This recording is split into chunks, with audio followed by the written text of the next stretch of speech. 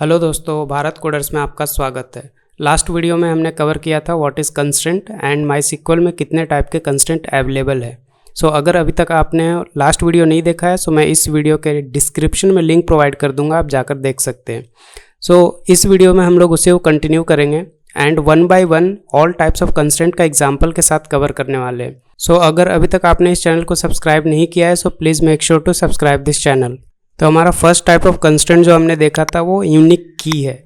Unique की का मतलब क्या होता है? Unique key means only unique values are allowed, no duplicates are allowed, but can have null values. Null value allow कर सकता है बट डुप्लीकेट अलाउ नहीं करेगा। And one table can have more than one unique key. एक table में एक से ज़्यादा कॉलम को आप यूनिक की डिफाइन कर सकते हो। चलिए एग्जाम्पल के साथ हम लोग देखते हैं। ओके, तो यूनिक की एग्जाम्पल देखने के लिए हम लोग एक टेबल क्रिएट कर लेता हूँ मैं। Create table T_UK।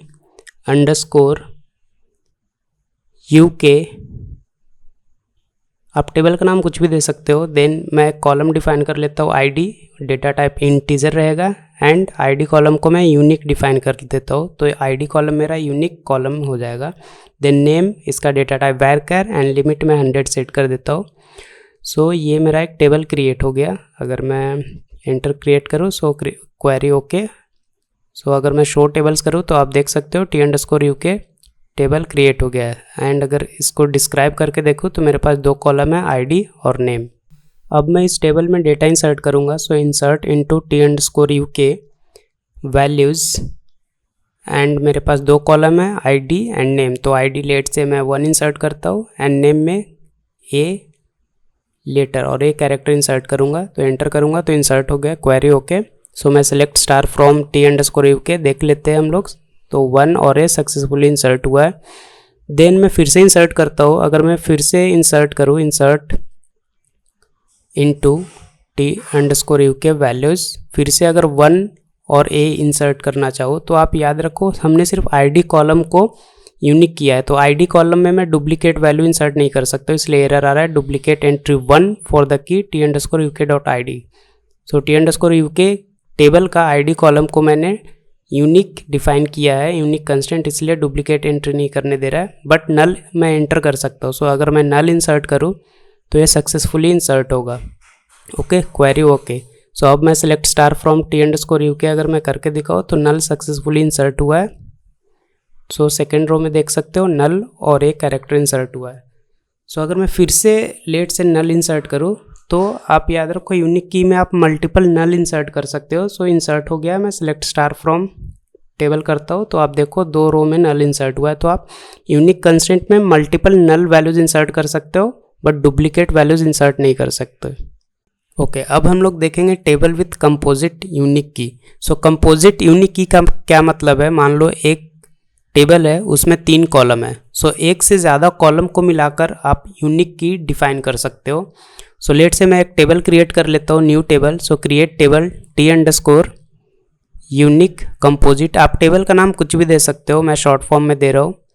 Create table T_UK composite and मैं इसमें 3 कॉलम डिफाइन करूँगा। फर्स्ट ID या फिर C1, लेट से C1 कॉलम का नाम है, उसका डेटा टाइप इंट है। देन C2 उसका डेटा टाइप इंट है। देन C3 उसका डेटा टाइप varchar एंड उसका लिमिट 100 सेट कर दूंगा। एंड उसके बाद कॉमा देकर मैं यूनिक की डिफाइन करूंगा। इस केस में मैं C1 और C2 दोनों कॉलम को मिलाकर मैं यूनिक की डिफाइन कर रहा हूँ। This is the composite unique की। तो इस केस में क्या होगा, मैं शो टेबल करता हूँ तो मेरा टेबल न्यू टेबल क्रिएट हो गया T_UK कंपोजिट। अगर मैं डिस्क्राइब टेबल करूँ, डिस्क्राइब T_UK कंपोजिट, तो आप देख सकते हो इसका डिस्क्रिप्शन मेरे ये टेबल में 3 कॉलम है C1, C2, C3 एंड मैंने यूनिक कंस्टेंट C1 और C2 कॉलम को मिलाकर डिफाइन किया है। तो जब तक C1 और C2 दोनों कॉलम में मिलाकर अगर यूनिक वैल्यूज़ है तब तक आप इंसर्ट कर सकते हो और वो डुप्लीकेट एंट्री नहीं करने देगा, बट आप नल इंसर्ट कर सकते हो। चलिए हम लोग इंसर्ट करते हैं value. Insert into T_UK composite values. C1 column में मैं 1 इंसर्ट करता हूँ, C2 में 2 एंड C3 में कैरेक्टर A इंसर्ट करता हूँ। सक्सेसफुली इंसर्ट हो गया। मैं सिलेक्ट स्टार फ्रॉम टेबल करके दिखा देता हूँ। Select star from T_UK composite, तो 1 1 A इंसर्ट हुआ है। सो लेट से इंसर्ट सम मोर डेटा, सो इंसर्ट इनटू, इस बार मैं क्या करूँगा, C1 में 1 इंसर्ट करूँगा, C2 में 2 एंड C3 में A। तो इसमें सक्सेसफुली इंसर्ट हुआ क्योंकि C1 और C2 दोनों को मिलाकर मैंने यूनिक डिफाइन किया था। तो C1 में 1 है, C2 में 1 है, और मैंने 1 2 डिफाइन किया था तो वो यूनिक था, डुप्लीकेट नहीं था। तो इस केस में अगर मैं 2 2 A इंसर्ट करता हूँ तो भी सक्सेसफुली इंसर्ट होगा क्योंकि 2 सिर्फ C2 में था, C1 में नहीं था। सो जब तक दोनों को मिलाकर यूनिक रहेगा तब तक इंसर्ट करने देगा। तो इस केस में अगर मैं फिर से 2 2 A इंसर्ट करूँ या 2 2 B इंसर्ट करूँ तो नहीं करने देगा क्योंकि 2 2 ऑलरेडी इंसर्टेड है C1 और C2 में। तो 2 2 B जब मैं इंसर्ट कर रहा हूँ तो C1 और C2 में 2 2 ऑलरेडी है एंड मैं फिर से 2 2 इंसर्ट कर रहा हूँ। So that is why duplicate entry error दे रहा है क्योंकि मैंने C1 और C2 दोनों कॉलम को मिलाकर यूनिक डिफाइन किया है। ओके, अब हम लोग देखेंगे टेबल विथ मल्टीपल यूनिक की। सो इस केस में क्या होगा, एक टेबल में एक से ज़्यादा यूनिक की हो सकता है, एक से ज़्यादा कॉलम को मैं यूनिक की डिफाइन कर सकता हूँ। एंड इसमें मल्टीपल एंड कंपोजिट में क्या डिफरेंस है, कंपोजिट में क्या कर रहा था, एक से ज़्यादा कॉलम को मिलाकर मैं यूनिक की डिफाइन कर रहा था, बट मल्टीपल में क्या होगा, मैं अगर 2 कॉलम है तो दोनों को इंडिपेंडेंटली मैं यूनिक की डिफाइन कर सकता हूँ। तो लेट से मैं एक नया टेबल क्रिएट कर लेता हूँ। सो क्रिएट टेबल T_unique की मल्टी, आप नाम कुछ भी दे सकते हो। देन इस केस में मैं C1 कॉलम है, इंट है, इसको यूनिक की डिफाइन कर दिया। देन C2 कॉलम, उसका भी डेटा टाइप इंट है एंड इसको भी यूनिक की डिफाइन कर दिया। एंड C3 कॉलम वैरकर, इसका लिमिट लेट से 100 सेट कर देता हूँ। सो अगर एंटर मारो तो मेरा क्रिएट हो गया। शो टेबल मैं कर देता हूँ। सो T_UK_ मल्टी मेरा न्यू टेबल क्रिएट हो गया है। सो इसका डिस्क्रिप्शन देख लेते हैं। Describe table T_UK_ multi. Then इस केस में क्या होगा, आप देख सकते हो मेरे पास 3 कॉलम है, C1 C2 C3 and C1 को इंडिपेंडेंटली यूनिक की डिफाइन किया है, C2 को भी यूनिक है, दोनों को मिलाकर नहीं है। C1 अलग यूनिक है, C2 अलग यूनिक है एंड कंपोजिट में दोनों को मिलाकर मैंने यूनिक की डिफाइन किया था। सो इस केस में लेट से मैं वैल्यू इंसर्ट करता हूँ, insert into T_UK_ multi and इस केस में लेट से मैं वैल्यू इंसर्ट करता हूँ 1, C2 में भी मैं 2 इंसर्ट करता हूँ एंड C3 में मैं A इंसर्ट किया तो सक्सेसफुली इंसर्ट हुआ क्योंकि अभी तक कुछ डेटा था ही नहीं टेबल में। सो सिलेक्ट स्टार फ्रॉम में टेबल कर देता हूँ, आप देख सकते हो 1 2 A सक्सेसफुली इंसर्ट हुआ है, राइट। सो इस केस में मेरा C1 और C2 दोनों यूनिक है, इंडिपेंडेंटली है। तो अगर C1 में अभी 1 इंसर्ट करूंगा या C2 में 2 करूंगा तो डुप्लीकेट एरर देगा।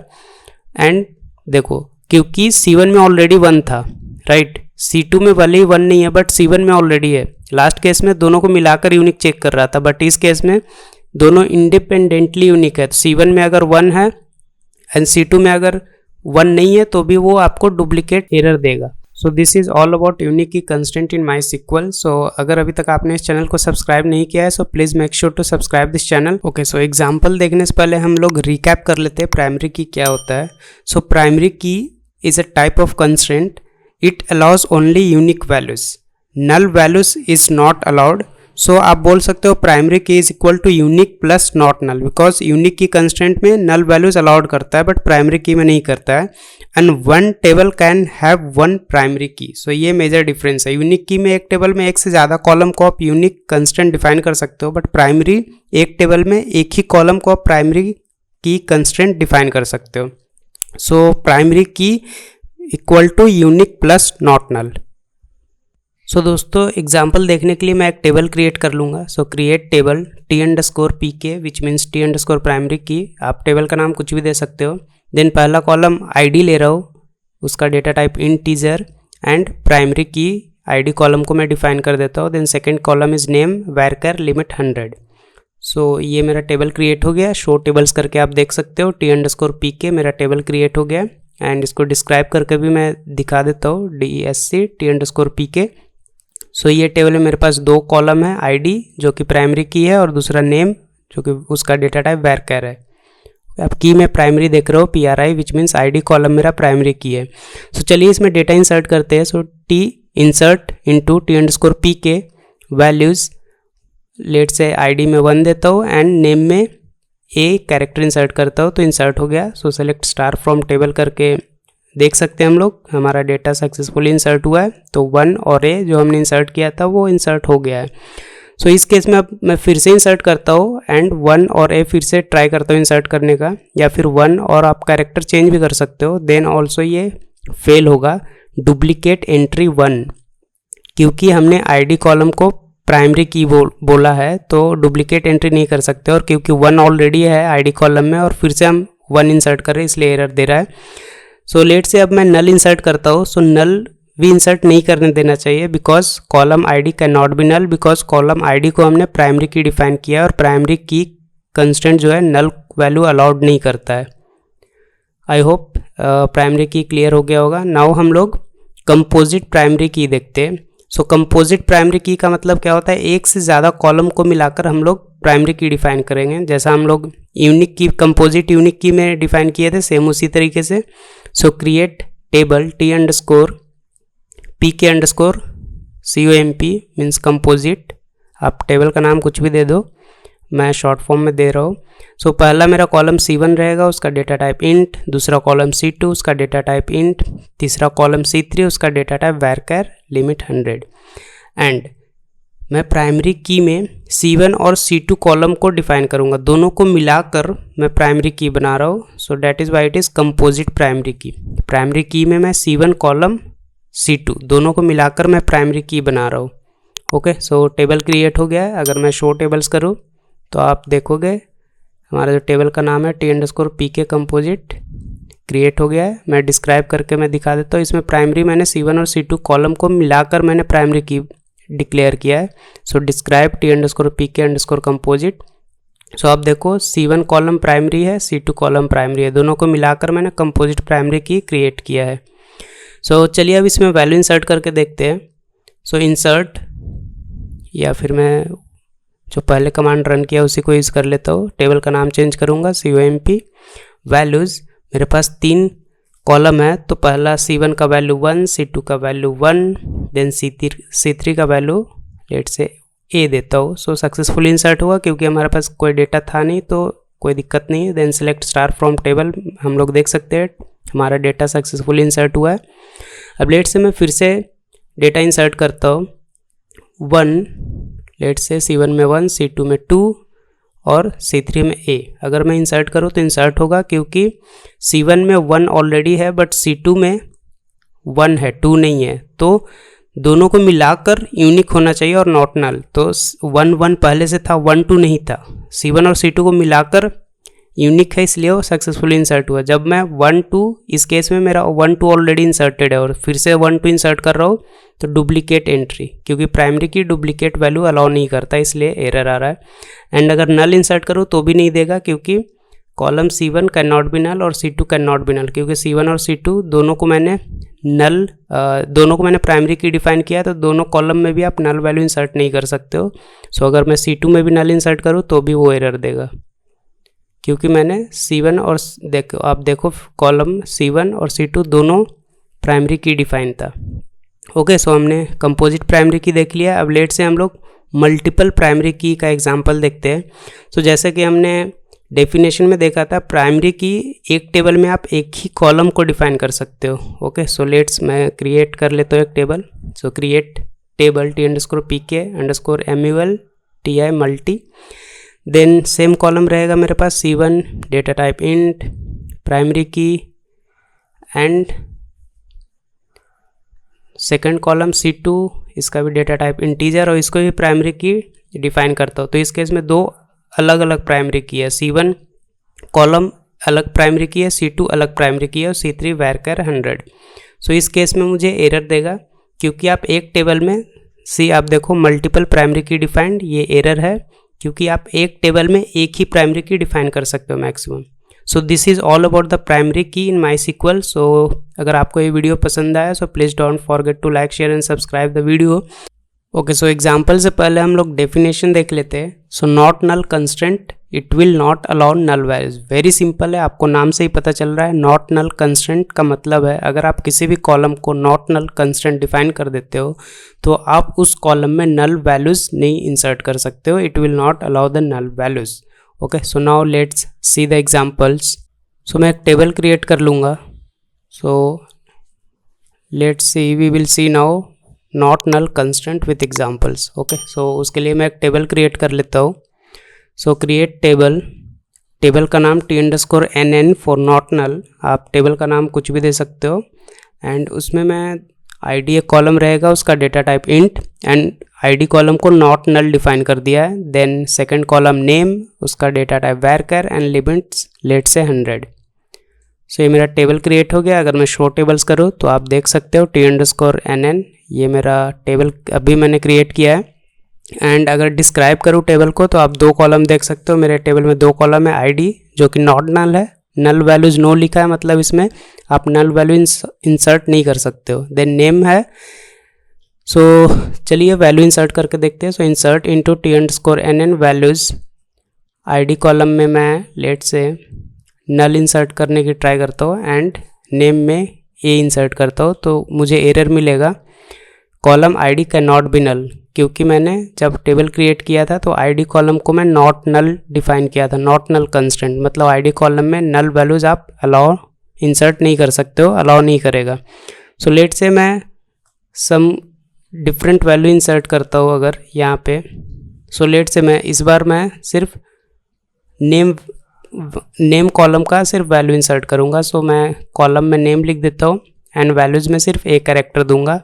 सो इस केस में अगर मैं एंटर करूँ तो ये फेल्ड होगा, field ID does not have a default value, क्योंकि मैंने आईडी फील्ड का वैल्यू नहीं दिया है एंड मैंने डिफ़ॉल्ट कंस्टेंट भी डिफाइन नहीं किया, इसलिए इस केस में वो एरर दे रहा है, आपको दोनों भी वैल्यू प्रोवाइड करना पड़ेगा। So this is all about the not null constant, very simple है, स्ट्रेट फॉरवर्ड है। ओके, सो हम लोग एग्जाम्पल देके उसके पहले हम लोग रिकैप कर लेते हैं चेक कंस्ट्रेंट क्या होता है।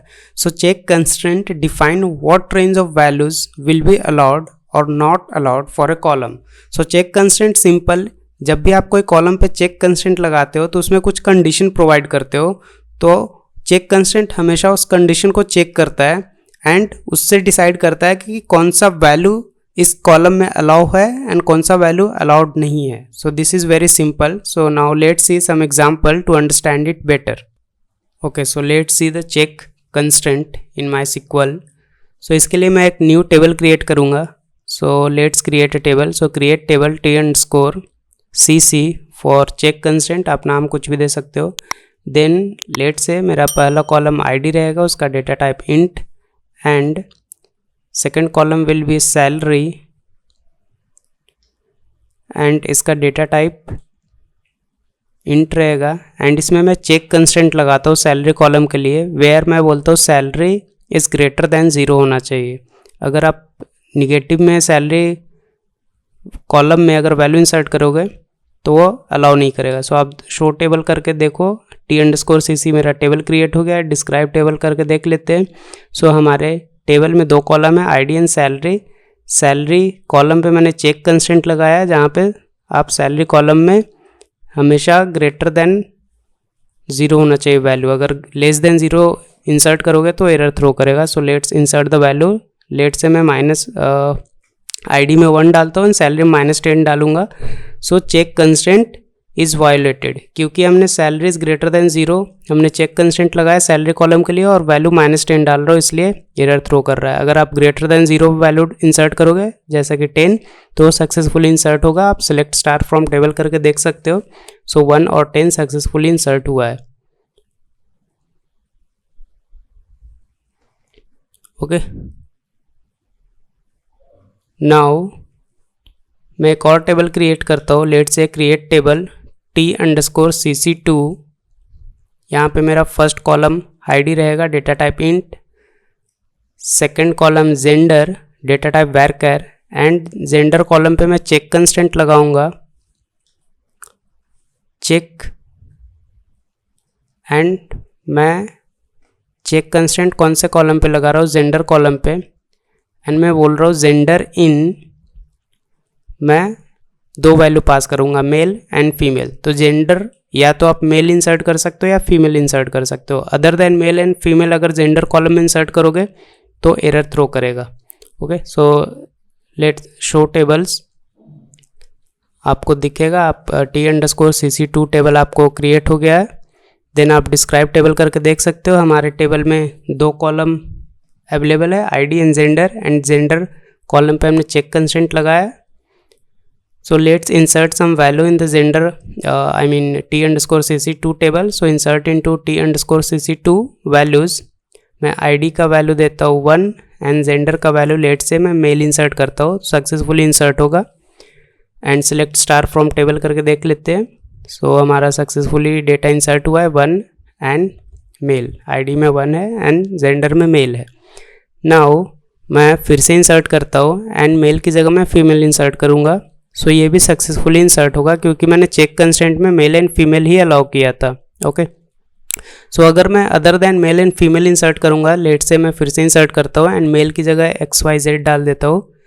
सो इस केस में इंसर्ट नहीं होगा, आपको एरर थ्रो करेगा, चेक कंस्ट्रेंट इज़ वायोलेटेड, क्योंकि चेक कंस्ट्रेंट में हमने मेल और फीमेल का ही वैल्यू अलाउ किया था। So this is how you can use the check constraint in MySQL। So this is all about the check constraint. So example देखने से पहले हम लोग एक बार रिकैप कर लेते हैं फॉरेन की क्या होता है। सो फॉरेन की कंस्ट्रेंट को हम लोग पेरेंट चाइल्ड रिलेशनशिप भी बोलते हैं या फिर referential integrity constraint, this all are the same thing. So foreign key क्या होता है, a value is allowed in the child table only if the value is present in the parent table। so foreign की define करने के लिए कुछ conditions होते हैं। so उसमें से पहला कंडीशन ये है कि अगर आप चाइल्ड टेबल में वैल्यू इंसर्ट करते हो तो उससे पहले वो वैल्यू पेरेंट टेबल में होना चाहिए, तभी आप चाइल्ड टेबल में वैल्यू इंसर्ट कर सकते हो। so इसको और हम लोग डिटेल में समझेंगे जब हम लोग एग्जाम्पल देखेंगे। तो सेकेंड पॉइंट है, column of the parent table which is being referred should be defined as primary और यूनिक की। इसका मतलब है कि पेरेंट टेबल का जो भी कॉलम आप चाइल्ड टेबल में एज ए फॉरेन की रेफरेंस करने वाले हो, तो पेरेंट टेबल में वो कॉलम प्राइमरी की होना चाहिए या तो यूनिक की होना चाहिए, कंपलसरी है। अगर प्राइमरी और यूनिक की नहीं है तो आप पेरेंट टेबल का वो कॉलम को चाइल्ड टेबल में फॉरेन की रेफर नहीं कर सकते हो। थर्ड पॉइंट है, child table can have a null value in the foreign key column irrespective of whether parent table column is defined as primary or unique key। इसका मतलब है चाइल्ड टेबल में आप नल वैल्यूज इंसर्ट कर सकते हो जिस भी कॉलम में आपने फॉरेन की रेफर किया है, इरिस्पेक्टिव ऑफ अगर वो कॉलम पेरेंट टेबल के कॉलम में अगर फॉरेन की या यूनिक की है, देन ऑल्सो आप नल वैल्यूज चाइल्ड टेबल में इंसर्ट कर सकते हो। सो चलिए अब हम लोग एग्जाम्पल के साथ समझते हैं। ओके, सो अब हम लोग एग्जाम्पल देखेंगे फॉरेन की कंस्ट्रेंट, या फिर आप फॉरेन की को रेफरेंशियल इंटीग्रिटी कंस्ट्रेंट भी बोलते हो, that is the same thing. आप फॉरेन की बोलो या फिर referential integrity constraint, they both are the same thing. As well as हम लोग फॉरेन की को पेरेंट चाइल्ड रिलेशनशिप भी बोलते हैं, बिकॉज फॉरेन की हमेशा दो टेबल के बीच में हम लोग लगाते हैं। सो that is why it is also called parent child relationship. तो चलिए सबसे पहले हम लोग पेरेंट टेबल क्रिएट कर लेते हैं, एक टेबल क्रिएट करते हैं, उसको एज ए पेरेंट टेबल हम लोग रेफर करेंगे। सो क्रिएट पेरेंट टेबल पहला स्टेप है। सो क्रिएट टेबल t_parent, आप टेबल का कुछ भी नाम दे सकते हो, इस केस में मैं t_parent दे रहा हूँ। देन मेरा फर्स्ट कॉलम डिपार्टमेंट आईडी रहेगा, उसका डेटा टाइप इंटीजर एंड उसको मैं प्राइमरी की बोलता हूँ, क्योंकि हमने डेफिनेशन में देखा था, एक कंडीशन था कि जो भी टेबल को हम पेरेंट टेबल रेफर कर रहे हो उसमें एक कॉलम को प्राइमरी की होना या यूनिक की होना कंपलसरी है। तो हमने क्रिएट किया। सेकंड हमारा कॉलम है डिपार्टमेंट नेम, उसका डेटा टाइप varchar है। सो डिस्क्राइब टेबल में आप देख सकते हो डिपार्टमेंट आईडी मैंने प्राइमरी की डिफाइन किया है। देन डिपार्टमेंट नेम, मेरा 2 कॉलम है। सो अब चलिए चाइल्ड टेबल क्रिएट करते हैं। सो क्रिएट टेबल t_child एंड इसमें मेरा फर्स्ट कॉलम रहेगा एम्प्लॉय आईडी, इसका डेटा टाइप इंटीजर रहेगा। Then second column employ name, data type varchar, limit 100। Then third column department ID, हाँ ये डिपार्टमेंट आईडी है, चाइल्ड टेबल का कॉलम है, सेम नेम है कॉलम का, डिपार्टमेंट आईडी, इसका डेटा टाइप इंट है।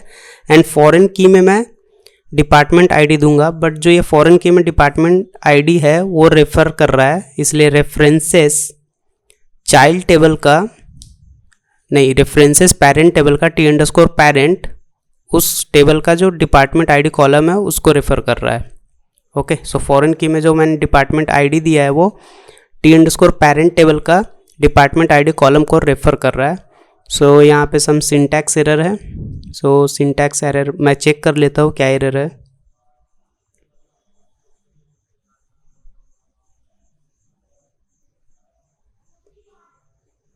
ओके, सो एरर रेफरेंसेस की जगह मैंने रेफरेंस लिख दिया था। सो आप ध्यान रखिए। सो मेरा टेबल क्रिएट हो गया, चाइल्ड टेबल भी क्रिएट हो गया, पेरेंट टेबल भी। अगर शो टेबल्स करो तो आप टी अंडरस्कोर चाइल्ड देख सकते हो, टी अंडरस्कोर पेरेंट भी है। नाउ मैं डिस्क्राइब करके दिखा देता हूँ। सो आप देख सकते हो डिपार्टमेंट आईडी मेरा इंटीजर है, एम्प्लॉय आईडी है, एम्प्लॉय नेम है। डिपार्टमेंट आईडी को मैंने फॉरेन की मैंने रेफ़र किया है, जो पेरेंट टेबल का डिपार्टमेंट आईडी कॉलम को रेफ़र कर रहा है। So now let's insert some values. So insert into t underscore child values and child table में मेरा क्या क्या कॉलम है, एम्प्लॉय आईडी है तो उसका वैल्यू 1 देता हूँ, एम्प्लॉय नेम ए इंसर्ट करता हूँ, डिपार्टमेंट आईडी 1 इंसर्ट करता हूँ। सो ये क्या बोल रहा है, can not add or update a child row, a foreign key constraint fails. तो इसका मतलब क्या बोल रहा है कि जो डिपार्टमेंट आईडी में 1 डाल रहे हो वो डिपार्टमेंट आईडी पेरेंट टेबल में उसका वैल्यू नहीं है। तो आप इसको एग्जांपल के साथ ऐसा समझो कि आप ऐसे डिपार्टमेंट में, जैसे मान लो आपका कॉलेज है, कॉलेज में कोई डिपार्टमेंट आपने बनाया जैसा HR डिपार्टमेंट, और उसमें आपने डिपार्टमेंट बनाया नहीं लेकिन उसके लिए आप एम्प्लॉय हायर कर रहे हो, तो ये पॉसिबल नहीं है ना। सबसे पहले आपको डिपार्टमेंट बनाना पड़ेगा HR। तो वैसे ही सबसे पहले डिपार्टमेंट हमें पेरेंट टेबल में क्रिएट करना पड़ेगा। ओके, सो आप देखो select star from T underscore parent किया तो एक भी डेटा नहीं है, एम्प्टी सेट है। तो सबसे पहले हमें डिपार्टमेंट क्रिएट करना पड़ेगा, देन ओनली हम लोग उस डिपार्टमेंट में वैल्यू इंसर्ट कर सकते हैं। तो चलिए इंसर्ट करता हूँ, insert into T underscore parent and parent table में मेरे पास 2 कॉलम है, डिपार्टमेंट आईडी है एंड डिपार्टमेंट नेम है। तो डिपार्टमेंट आईडी 1 देता हूँ, डिपार्टमेंट नेम लेट से HR डिपार्टमेंट में देता हूँ, तो सक्सेसफुली इंसर्ट हो गया। ओके, आप देख सकते हो 1 और department ID 1, department name HR। अब मैं इस HR डिपार्टमेंट में वैल्यू इंसर्ट कर सकता हूँ। तो चाइल्ड टेबल में वैल्यू इंसर्ट करूँगा 1A1। ओके, तो सक्सेसफुली इंसर्ट हुआ है। तो select star from T underscore child में करता हूँ तो आप देखोगे employ ID 1, employ name A and department ID 1 successfully insert हुआ। तो आई होप आपको समझ में आया होगा कि क्या एरर आ रहा था। जब भी आप चाइल्ड टेबल में फॉरेन की के केस में जब भी आप सबसे पहले हम लोग नल वैल्यू इंसर्ट करके देख रहे हैं तो इंसर्ट हो रहा है।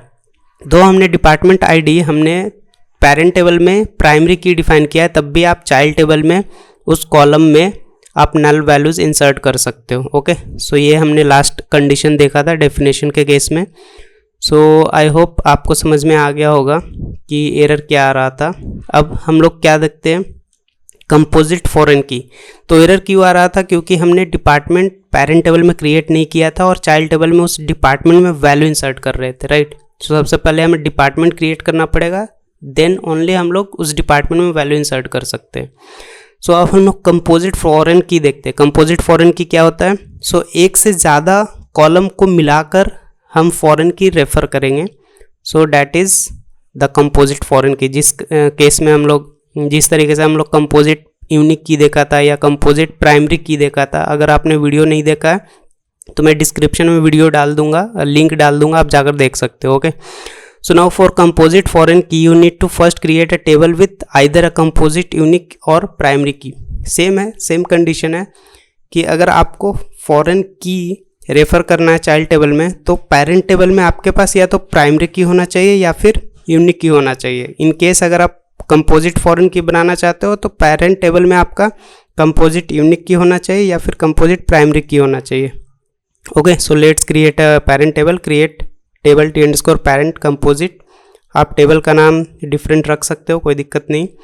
सो इस केस में मेरा C1 कॉलम उसका डेटा टाइप इंट है, C2 column int, C3 column varchar and limit 100। तो ये मेरा पेरेंट टेबल क्रिएट हो गया एंड इसमें मैं कंपोजिट यूनिक की बनाऊंगा C1 और C2 कॉलम को मिलाकर, इसलिए मैं यूनिक में C1 C2 लिख रहा हूँ। ओके, सो C1 और C2 कॉलम दोनों मिलाकर यूनिक होना चाहिए, that is the composite unique की। आप देख सकते हो शो टेबल्स किया तो T underscore parent underscore composite table create हो गया। नाउ मैं डिस्क्राइब टेबल करके दिखा देता हूँ। सो इस टेबल में मेरे पास 3 कॉलम है, C1 C2 C3। C1 C2 int type का है, C3 वैरकर है, एंड हमने कंपोजिट यूनिक की C1 और C2 को मिलाकर बनाया है। नाउ अब हम लोग चाइल्ड टेबल क्रिएट करेंगे एंड इस चाइल्ड टेबल में पेरेंट टेबल का जो कंपोजिट यूनिक की कॉलम है उसको रेफर करेंगे as a foreign key. Okay, so create child table for composite foreign key. So create table T_child_ composite, आप टेबल का नाम कुछ भी रख सकते हो। एंड इस केस में मेरे पास C1 कॉलम होगा, उसका डेटा टाइप इंट होगा, C2 column data type int, then C4 column data type varchar limit 100, then मैं फॉरेन की में C1 और C2 कॉलम को रेफर करूंगा and this C1 C2 column references T_parent_ composite, जो मेरा पेरेंट टेबल है उसका C1 और C2 कॉलम को ये रेफरेंस करेंगे।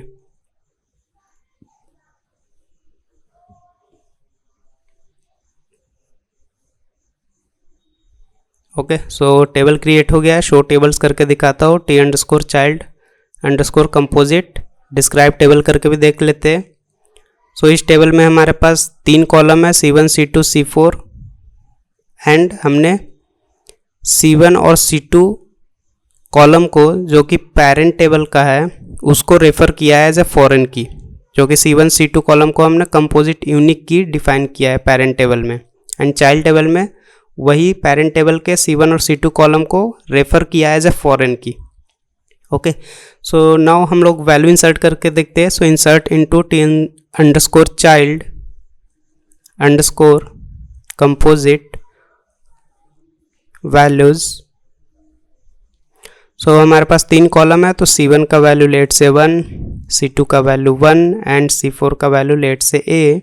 तो एरर बोल रहा है can not add or update a child row, a foreign key constraint fails, क्योंकि A जो है हम लोग क्या डाल रहे हैं वैरकर में, C4 में, तो हमने पेरेंट टेबल में कुछ वैल्यू इंसर्ट नहीं किया। तो सबसे पहले पेरेंट टेबल में वैल्यू इंसर्ट करना पड़ेगा, देन ओनली चाइल्ड टेबल में वैल्यू इंसर्ट कर सकते हैं। तो insert into T_parent_ composite, and parent table में हमारे पास 3 कॉलम है sorry. So same value insert कर दिया है, C1 C2 C3 में, C3 में 1 गया है। ओके, T_parent_ कंपोजिट टेबल में हमने फर्स्ट वैल्यू इंसर्ट किया। अब अगर मैं चाइल्ड टेबल में वैल्यू इंसर्ट करना चाहूँ तो सक्सेसफुली इंसर्ट होगा। सो अगर मैं select star from T_child_ composite करके दिखाऊँ तो वैल्यू इंसर्ट हुआ है 11A, correct.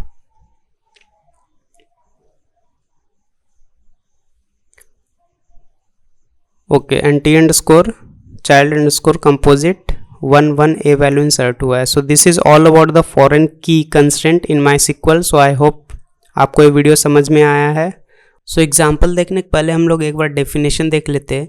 So default constraint defines what value column value will take if explicit value for the column is not provided while inserting the data। So simple इसका मतलब जब भी आप कोई टेबल में किसी भी कॉलम के लिए वैल्यू इंसर्ट कर रहे हो, सो इन केस अगर आप किसी कॉलम का वैल्यू नहीं दे रहे हो तो उस कॉलम में क्या वैल्यू लेगा by default. So that defines the default constraint. Default constraint में आप जो वैल्यू डिफाइन करोगे और दोगे वो बाय डिफ़ॉल्ट वैल्यू लेगा जब आप उस कॉलम का वैल्यू प्रोवाइड नहीं करोगे while inserting the data। So now let's see the example। Okay, so now we will see the default constraint। हमने डेफिनेशन देख लिया, अब एग्जाम्पल देखते हैं। सो उसके लिए मैं एक टेबल क्रिएट करता हूँ। सो let's create table. So create table, table का नाम आप कुछ भी दे सकते हो। इस केस में मैं tdef दे रहा हूँ, विच मीन्स टेबल डिफ़ॉल्ट के लिए मेरा कॉलम रहेगा आईडी, उसका डेटा टाइप इंटीजर रहेगा। Then second column will be salary and इसका डेटा टाइप भी इंटीजर रहेगा। एंड इसमें मैं डिफ़ॉल्ट वैल्यू इंसर्ट कर रहा हूँ, सो बाय डिफ़ॉल्ट 100 लेगा। सो जब भी मैं सैलरी कॉलम में अगर वैल्यू नहीं देता हूँ तो बाय डिफ़ॉल्ट वो 1000 ले लेगा। सो अगर मैं शो टेबल्स करूँ तो आप देख सकते हो t_def टेबल मेरा क्रिएट हो गया है। मैं डिस्क्राइब टेबल करके दिखा सकता हूँ, तो इसमें मेरा 2 कॉलम रहेगा, ID column and salary column. ID मेरा इंटीजर है, सैलरी भी इंटीजर है।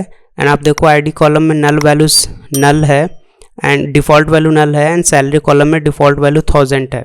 तो अगर मैं इंसर्ट कर रहा हूँ इंसर्ट इनटू t_def, एंड इस केस में मैं कॉलम मेंशन कर देता हूँ आईडी कॉलम, एंड इसका वैल्यूज़ देता हूँ 1। सो मैं सिर्फ आईडी कॉलम का वैल्यू इंसर्ट कर रहा हूँ, राइट। सैलरी का मैं वैल्यू इंसर्ट नहीं कर रहा हूँ। फिर भी वो बाय डिफ़ॉल्ट देखना आप सैलरी 1000 लेगा, क्योंकि हमने डिफ़ॉल्ट कंस्ट्रेंट में बाय डिफ़ॉल्ट वैल्यू 1000 दिया है, राइट। मैंने देखो आप शो टेबल्स किया तो 1 and 1000 दिखा रहा है सैलरी, बट सैलरी में मैंने वैल्यू इंसर्ट नहीं किया था। तो 1000 कहाँ से आया, क्योंकि डिफ़ॉल्ट कंस्ट्रेंट में मैंने 1000 डिफाइन किया था कि अगर सैलरी कॉलम को अगर मैं कुछ वैल्यू नहीं दूँ तो बाय डिफ़ॉल्ट 1000 लेना चाहिए, ओके। तो मैं फिर से इंसर्ट करता हूँ, इंसर्ट इनटू t_def। इस बार आईडी और सैलरी दोनों का वैल्यू प्रोवाइड करूँगा। वैल्यूज़ आईडी का वैल्यू 1 है एंड सैलरी का वैल्यू लेट से 2000 में देता हूँ। सो सिलेक्ट स्टार फ्रॉम टेबल करो तो आप देखो 2000 लिया है। तो डिफ़ॉल्ट कंस्ट्रेंट से क्या होता है, अगर आप कॉलम का वैल्यू प्रोवाइड कर रहे हो तो वो वैल्यू इंसर्ट कर देगा, अगर नहीं प्रोवाइड कर रहे हो तो आपने जो डिफ़ॉल्ट वैल्यू सेट कर रखा है डिफ़ॉल्ट कंस्ट्रेंट की हेल्प से वो वैल्यू इंसर्ट कर देगा, ओके। सो लेट्स सी, अगर मैं नल इंसर्ट करूँ तो नल इंसर्ट होगा कि नहीं, सक्सेसफुली इंसर्ट होगा। आप देख सकते हो select star from table, null insert हुआ है। So this is all about the default constraint in MySQL। So I hope आपको वीडियो पसंद आया है, and if you like this video please don't forget to like share and subscribe this channel. And अगर आप इस channel पर नए हो, अभी तक टेलीग्राम ग्रुप ज्वाइन नहीं किया है, तो मैं इस वीडियो के डिस्क्रिप्शन में लिंक प्रोवाइड कर दूंगा, आप जाकर टेलीग्राम ग्रुप ज्वाइन कर सकते हो, ताकि जब भी मैं न्यू वीडियो अपलोड करूँ तो सबसे पहले नोटिफिकेशन आपको टेलीग्राम ग्रुप पे मिल सके।